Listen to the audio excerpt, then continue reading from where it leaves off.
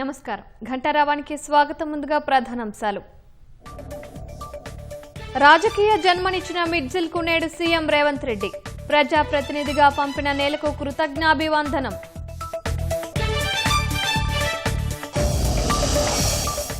ధరణి భూభారతిలోని సాంకేతిక లోపాలే ఆసరా, గుట్టుగా భూముల హక్కులు మార్చేసిన గనులు.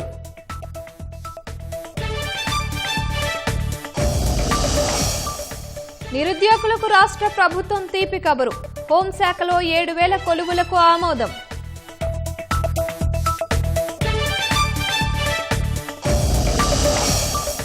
టీఎంసీలో తారాస్థాయికి చేరిన అంతర్గత పోరు, రెబెల్స్ ఆధీనంలో ప్రధాన కార్యాలయం.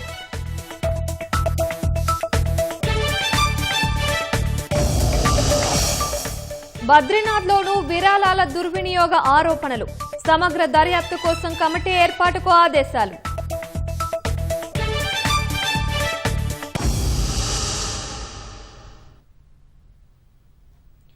ఇరవై ఏళ్ల రాజకీయ జీవితానికి పురుడు పోసిన గడ్డపై సీఎం రేవంత్ రెడ్డి ఇవాళ అడుగుపెడుతున్నారు. జడ్పీటీసీగా మొదలై రాష్ట్ర రథసారథిగా ఎదిగిన సీఎం రేవంత్ తనను ఆదరించిన ప్రజలకు, నడిపించిన నేలకు నమస్కరించేందుకు వస్తున్నారు. తొలుత నాగర్ కర్నూలు జిల్లాలోని ఊర్కొండ పబ్బతి ఆంజనేయ స్వామిని దర్శించుకోనున్నారు. అనంతరం తొలి ప్రయాణంలో తన వెంట నడిచిన నేతలతో ఆత్మీయ సమ్మేళనం నిర్వహించనున్నారు. మిడ్జిల్లో పలు అభివృద్ధి పనులకు శంకుస్థాపన చేసిన తరువాత భారీ బహిరంగ సభ నిర్వహించనున్నారు. సీఎం రేవంత్ రెడ్డికి మిడ్జిల్ వాసులకు భావోద్వేగపూరితమైన వేడుకగా యాత్ర నిలవనుంది. నాయకులెవ్వరికైనా తన రాజకీయ ప్రయాణం ప్రారంభమైన ప్రాంతంతో అవినాభావ సంబంధం ఉంటుంది. ముఖ్యమంత్రి రేవంత్ రెడ్డికి మహబూబ్ నగర్ జిల్లాలోని మిడ్జిల్ అటువంటి ప్రత్యేక ప్రాంతం.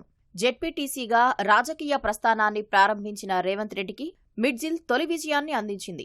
2006లో స్వతంత్ర అభ్యర్థిగా బరిలోకి దిగిన రేవంత్ రెడ్డి కాంగ్రెస్ మినహా అన్ని పార్టీల మద్దతుతో జయకేతనం ఎగురవేశారు. అనంతరం 9 నెలలకే స్థానిక సంస్థల ఎమ్మెల్సీగా ఎన్నికయ్యారు. తర్వాత కొడంగల్ ఎమ్మెల్యే, మల్కాజ్గిరి ఎంపీగా గెలిచిన రేవంత్ రెడ్డి 2023లో తిరిగి కొడంగల్ నుంచి ఎన్నికై ముఖ్యమంత్రి పీఠాన్ని అధిరోహించారు. మండల స్థాయి నుంచి అంచెలంచెలుగా ఎదిగిన రేవంత్ రెడ్డి 20 ఏళ్ల రాజకీయ ప్రస్థానాన్ని పురస్కరించుకుని మిడ్జిల్కు వస్తున్నారు.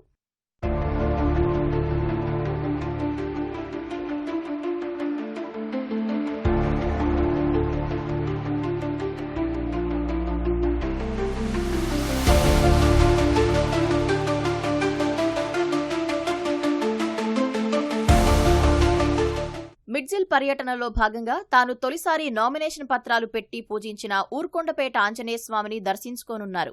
అనంతరం అక్కడే 10 కోట్ల రూపాయలతో పలు అభివృద్ధి పనులకు శంకుస్థాపన చేయనున్నారు.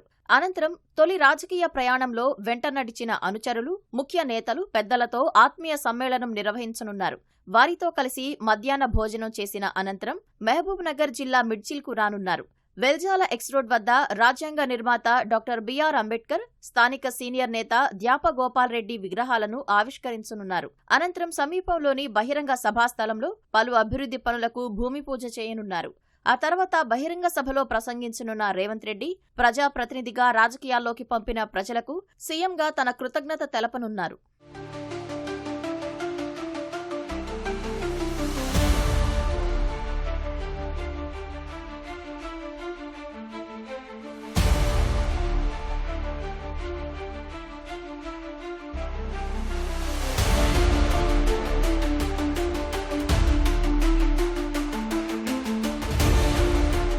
సీఎం పర్యటన నేపథ్యంలో అధికారులు కట్టుదిట్టమైన ఏర్పాట్లు చేస్తున్నారు. హైదరాబాద్ నుంచి హెలికాప్టర్లో తొలుత ఊర్కొండకు రానుండటంతో నాగర్ కర్నూలు జిల్లా కలెక్టర్ హేమంత్ కేశవ్ పాటిల్ ఏర్పాట్లను దగ్గరుండి పర్యవేక్షిస్తున్నారు. ఇటు మిడ్జిల్లోనూ Mahbubnagar collector Khushboo Gupta, Jogulamba zone DIG LS Chauhan, SP Janaki పరిశీలించారు. ఎటువంటి అవాంఛనీయ ఘటనలు జరగకుండా 1605 మంది పోలీసులతో పటిష్ట బందోబస్తు ఏర్పాటు చేశారు. ఫస్ట్ డాక్టర్ బిఆర్ అంబేద్కర్ గారు స్టాచ్యూ, తర్వాత దయాప గోపాల్ రెడ్డి గారు స్టాచ్యూ ఇనాగ్రేషన్ చేయడం జరుగుతుంది. తర్వాత ఇక్కడ పబ్లిక్ మీటింగ్ కూడా ఏర్పాటు చేయడం జరుగుతుంది. ఈ 2 ప్రోగ్రామ్స్ కోసం మన జిల్లా మొత్తం రెడీగా ఉంటుంది. హెలిప్యాడ్ కొరకు, public safety, public water, toilets, food ఇవి అన్నిటి కూడా రెడీగా ఉన్నాయి.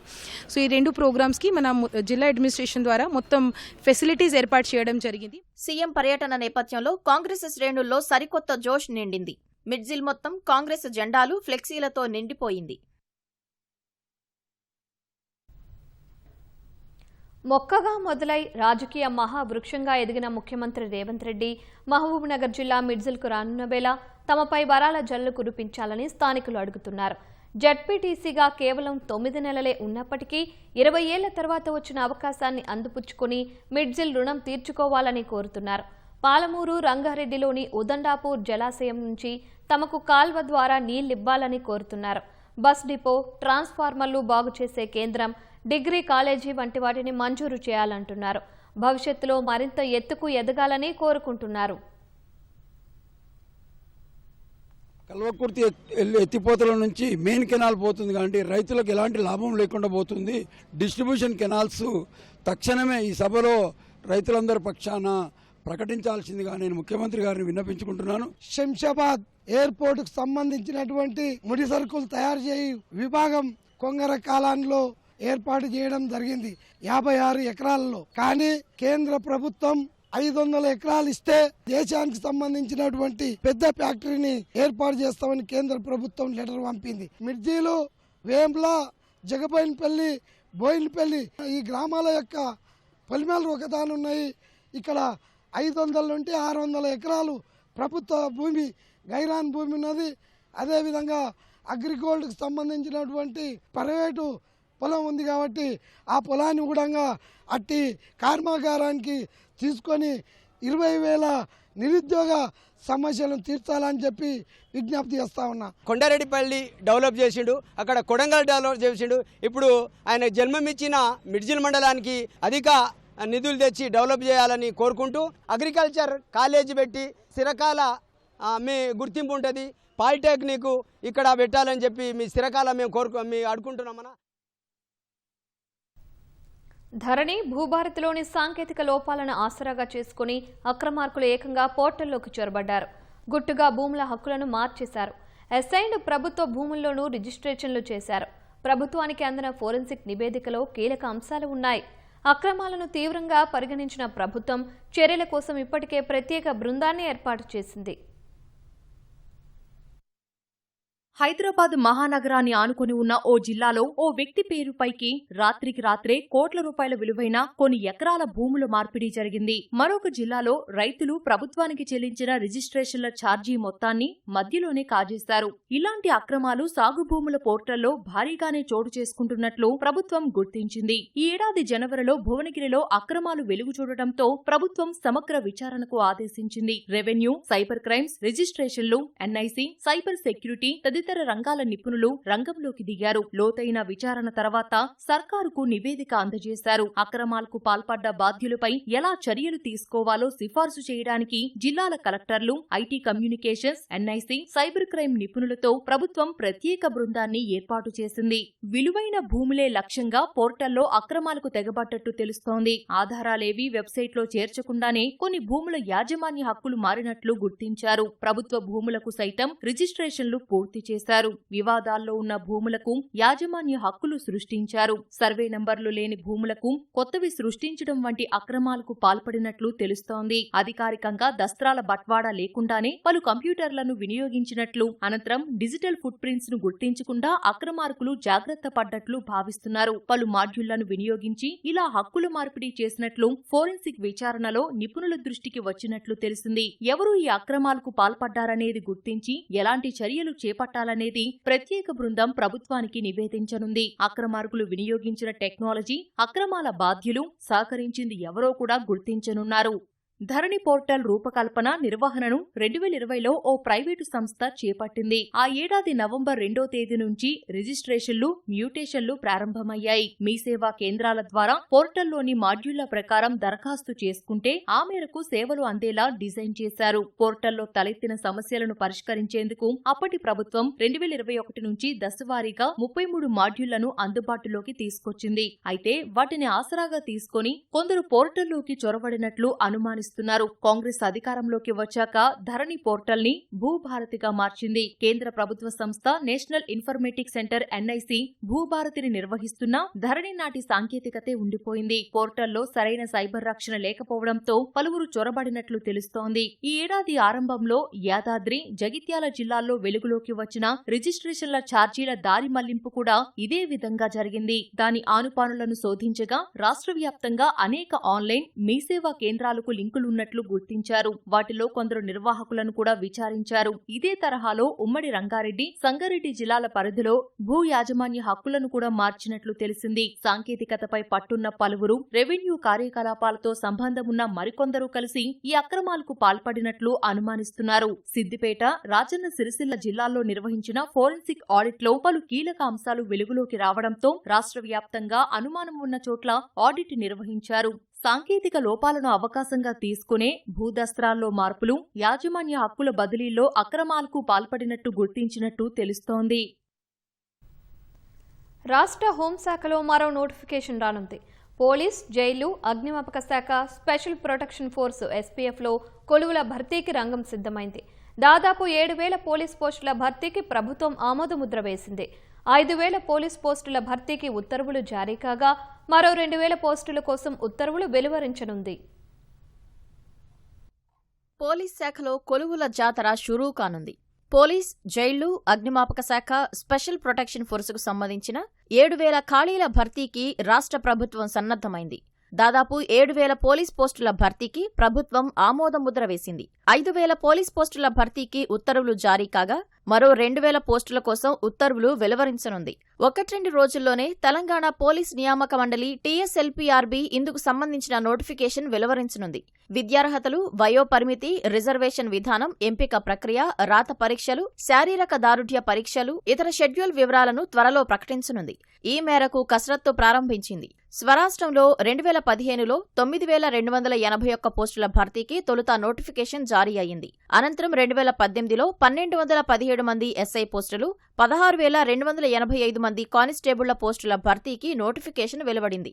మూడోసారి 2022లో 554 SI పోస్టులతో పాటు 15,644 కానిస్టేబుల్ పోస్టుల భర్తీకి నోటిఫికేషన్ ఇచ్చింది. తాజాగా వచ్చే నోటిఫికేషన్ 4వది.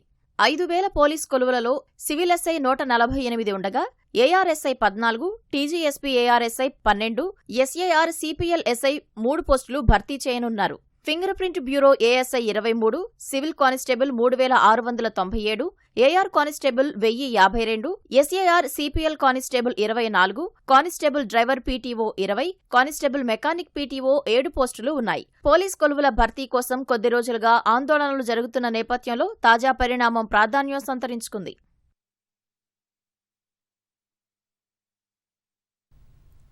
రాష్ట్రంలో వెంటనే 20,000 పోలీస్ కానిస్టేబుల్ ఉద్యోగాల భర్తీకి నోటిఫికేషన్ జారీ చేయాలని బీఆర్ఎస్ కార్యనిర్వాహక అధ్యక్షుడు కేటీఆర్ డిమాండ్ చేశారు. కానిస్టేబుల్ ఉద్యోగార్థుల తరపున ఆయన ముఖ్యమంత్రి రేవంత్ రెడ్డికి బహిరంగ లేఖ రాశారు. ఆశాబహుళ డిమాండ్లు, వారి కష్టాలు, నిరుద్యోగుల వంచనకు గురైన తీరును లేఖ ద్వారా సీఎం దృష్టికి తీసుకొస్తున్నట్లు తెలిపారు.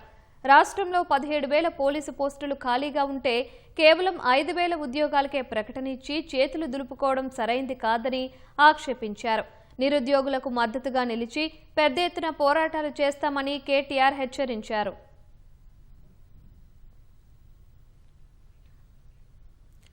డ్రగ్ డిస్పోజల్ కార్యక్రమంలో భాగంగా పట్టుకున్న మత్తు పదార్థాలను ఈగల్ ఫోర్స్ అధికారులు దహనం చేస్తున్నారు. 5 కేసులకు సంబంధించి స్వాధీనం చేసుకున్న మాదక ద్రవ్యాలను దహనం చేశారు. స్వాధీనం చేసుకున్న 11,77,00,000 విలువైన మాదక ద్రవ్యాలని యాదాద్రి భువనగిరి జిల్లాలోని తుక్కాపూర్లో ధ్వంసం చేశారు. 2,118 కిలోల గంజాయి, 135 గ్రాముల కొకైన్, 448 గ్రాముల డ్రగ్స్ మాత్రలు, 160 గ్రాముల ఓజీ కుష్వీడ్ని తుక్కాపూర్లోని రోమా ఇండస్ట్రీస్లో దహనం చేశారు. భద్రత, పర్యావరణ ప్రమాణాలు పాటిస్తూ డ్రగ్స్ని నిర్మూలించినట్లు అధికారులు తెలిపారు. డ్రగ్స్పై పోలీసుల పోరాటం కొనసాగుతుందని ఈగల్ ఫోర్స్ ఉన్నతాధికారులు స్పష్టం చేశారు. మాదక ద్రవ్యాల సమాచారం ఉంటే వెంటనే తెలియజేయాలని ప్రజలకు విజ్ఞప్తి చేశారు. డ్రగ్స్కు నో చెప్పండి, ఆరోగ్యకరమైన జీవితానికి ఎస్ చెప్పండి అంటూ ప్రజలకు ఈగల్ ఫోర్స్ పిలుపునిచ్చింది. హైదరాబాద్ చర్లపల్లిలో ఇల్లు లేని నిరుపేదలకు 1200 ఇళ్లను నిర్మించి ఇచ్చింది ఆనాటి కాంగ్రెస్ ప్రభుత్వం. ఇప్పుడు ఆ ఇళ్లలో ఎన్నో సమస్యలు వెంటాడుతున్నాయి. అధికారులకు పలుమార్లు విన్నవించుకున్నా ఫలితం లేకుండా పోతోందని కన్నీరు మున్నీరవుతున్నారు. పెచ్చులూడుతున్న స్లాబులు, నెర్రలు బారుతున్న గోడలు, కూలిపోతున్న మెట్లు, భవనాలపై ఎక్కడికక్కడ నిలిచిపోతున్న నీళ్లు. ఇవి హైదరాబాద్ చర్లపల్లి ఇందిరమ్మ గృహకల్ప ఐజీ కాలనీలోని నిరుపేదలకు నాటి కాంగ్రెస్ సర్కారిచ్చిన ఇళ్ల దుస్థితి.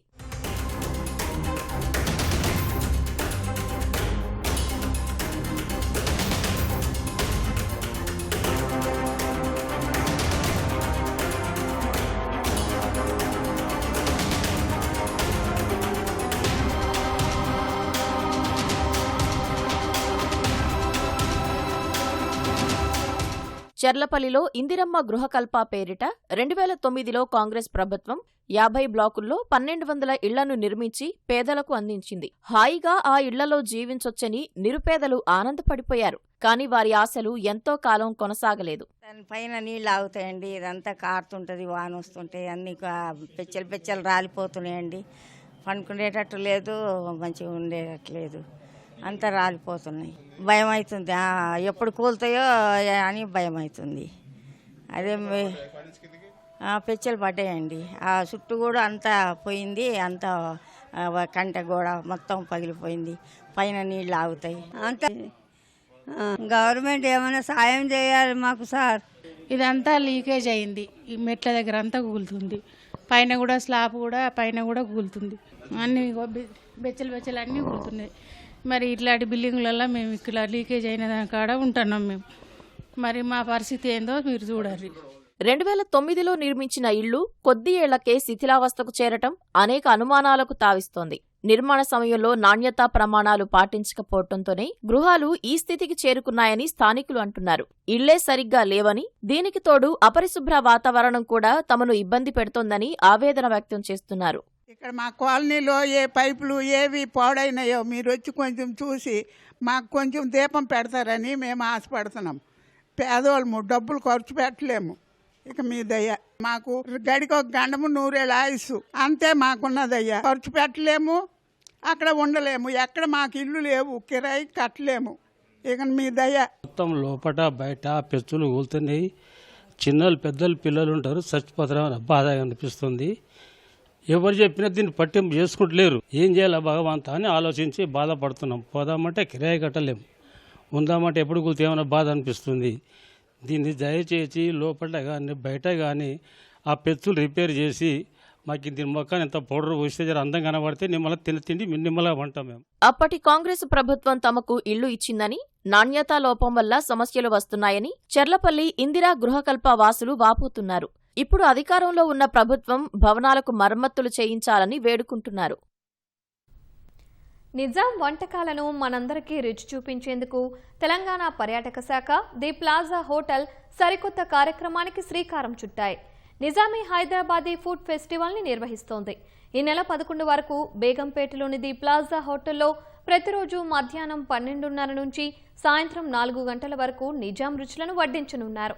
ఈ ఫుడ్ ఫెస్టివల్లో భాగంగా నిజాంల కాలంలో అత్యంత ప్రాచుర్యం పొందిన mutton marag, patthar ka gosht, mutton haleem, murgh shahi musallam, zafrani chicken biryani, mutton biryani, khubani ka meetha, shear kurma లాంటి రుచికరమైన వంటలను మెనూలో భాగం చేశారు. ఈ ఫుడ్ ఫెస్టివల్ని పర్యాటక శాఖ మంత్రి జూపల్లి కృష్ణారావు సందర్శించి అద్భుతంగా రాయల్ ఫీస్ట్ని సిద్ధం చేసిన చెఫ్లను అభినందించారు.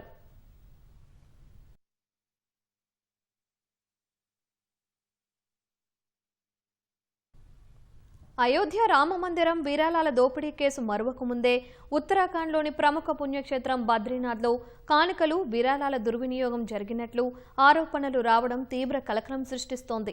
దీనిపై అప్రమత్తమైన బద్రీనాథ్, కేదార్నాథ్ బీకేటీసీ ఆలయ కమిటీ ఈ వ్యవహారంపై దర్యాప్తునకు ఆదేశించింది.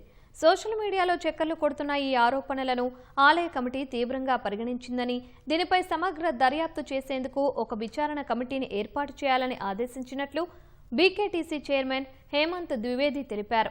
ఈ వ్యవహారానికి సంబంధించి అనుమానిత ఉద్యోగుల నుంచి వివరణ కూడా కోరినట్లు వెల్లడించారు. సామాజిక మాధ్యమాల్లో ప్రచారం అవుతున్న సదరు ఉద్యోగి తమ వ్యక్తిగత కార్యదర్శి కాదని వివరణ ఇచ్చారు. దర్యాప్తులో ఆరోపణలు నిజమని తేలితే దోషులు ఎంతటి వారైనా ఉపేక్షించేది లేదని, వారిపై కఠిన చర్యలు తీసుకుంటామని హేమంత్ ద్వివేది స్పష్టం చేశారు.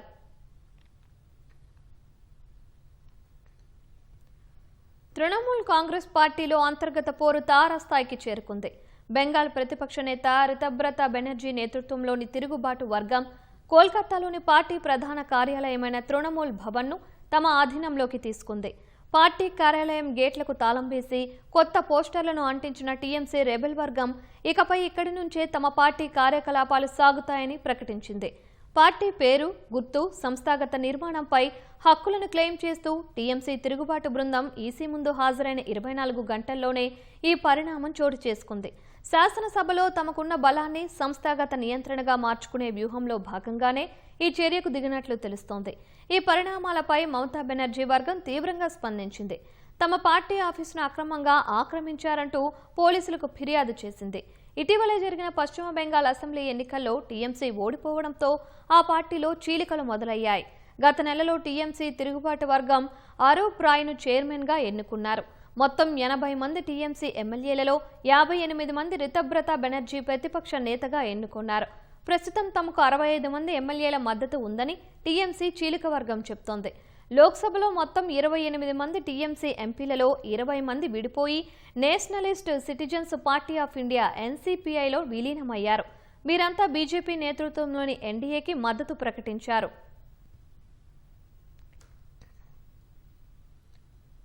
సింధు జలాల్లో తమ వాటా తీసుకుంటే తీవ్ర పరిణామాలు ఎదుర్కోవాల్సి వస్తుందంటూ పాక్ మంత్రి ముసాదిక్ మాలిక్ చేసిన వ్యాఖ్యలపై భారత విదేశాంగ మంత్రిత్వ శాఖ స్పందించింది. దాయాది దేశం సీమాంతర ఉగ్రవాదాన్ని శాశ్వతంగా వీడటం, ఉగ్ర కార్యకలాపాలను ప్రోత్సహించడం వంటి కార్యక్రమాలు మానుకునే వరకు సింధు జలాల నిలిపివేత కొనసాగుతుందని స్పష్టం చేసింది. ఉగ్రవాదంపై తమ వైఖరిలో ఎటువంటి మార్పు లేదని విదేశాంగ శాఖ అధికార ప్రతినిధి రణధీర్ జైస్వాల్ తెలిపారు. గతేడాది పహల్గాం ఉగ్రదాడికి ప్రతీకారంగా భారత్ సింధు జలాల ఒప్పందాన్ని నిలిపివేసింది. ఒప్పందం నిలిపివేయడంపై పాక్ అక్కసు వెళ్లగక్కింది.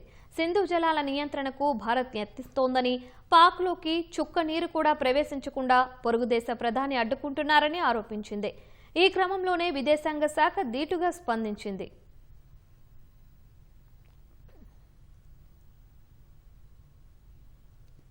ఇరాన్ దివంగత supreme leader Ayatollah Ali Khamenei అంత్యక్రియల కార్యక్రమంలో భారత ప్రతినిధుల బృందం పాల్గొంది. భారత్ తరపున Bihar governor lieutenant general Syed Ata Hasnain, విదేశాంగ శాఖ సహాయ మంత్రి పబిత్రా మార్గరెటా హాజరై ఖమేనీ భౌతిక కాయానికి నివాళులు అర్పించారు.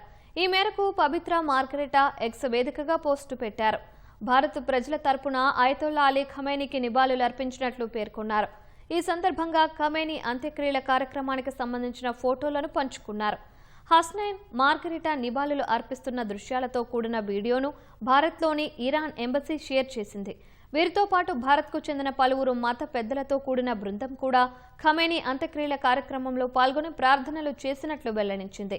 ఇరాన్తో పాటు ఇరాక్లోని 5 నగరాల్లో 7 రోజుల పాటు జరిగే ఈ అంత్యక్రియల్లో 30 లక్షల మందికి పైగా ప్రజలు పాల్గొనే అవకాశం ఉందని అంచనాలు ఉన్నాయి. సోమవారం అంతిమ యాత్ర జరగనుంది. ఖమేనీ పార్థివ దేహాన్ని ఆయన సొంత పట్టణం ఇరాన్లోని మషహద్లో ఈ నెల 9న ఖననం చేయనున్నారు.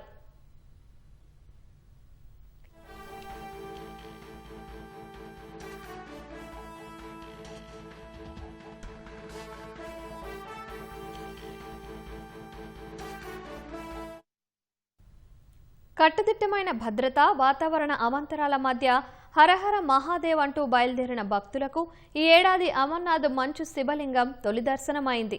అమర్నాథ్ యాత్రలో భాగంగా తొలి రోజు 12,000 మంది భక్తులు మంచులింగాన్ని దర్శించుకున్నారు.